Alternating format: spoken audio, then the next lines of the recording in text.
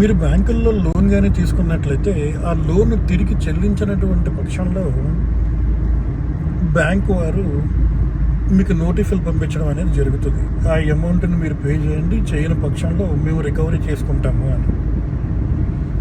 ఇప్పుడు బ్యాంకు వాళ్ళు రికవరీ చేసుకుంటాము అని చెప్పిన తర్వాత కూడా మీరు రియాక్ట్ అవ్వకుండా అలాగే కానీ ఉంటే వాళ్ళు టోల్ ఆర్బిట్రేటర్ ఉంటాడు ఈ బ్యాంకుకి సంబంధించి, తన దగ్గర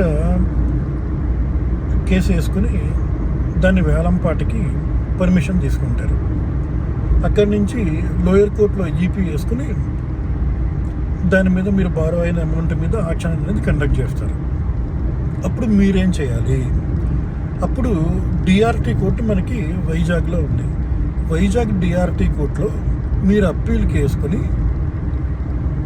మీకు ఏవైతే మీరు అమౌంట్ ఎంత కట్టారు, ఏంటి, ఇంకా ఎంత కట్టాల్సి ఉంది, దాని మీద వాళ్ళు క్లెయిమ్ చేస్తున్న అమౌంట్ తప్ప లేకపోతే కరెక్టా అనే విషయం మీద మీరు అక్కడికి వెళ్ళి ఈ ఎగ్జిక్యూషన్ ఏదైతే జరుగుతూ ఉందో దీన్ని ఆపమని చెప్పి అక్కడ స్టే కోసం అడగచ్చు.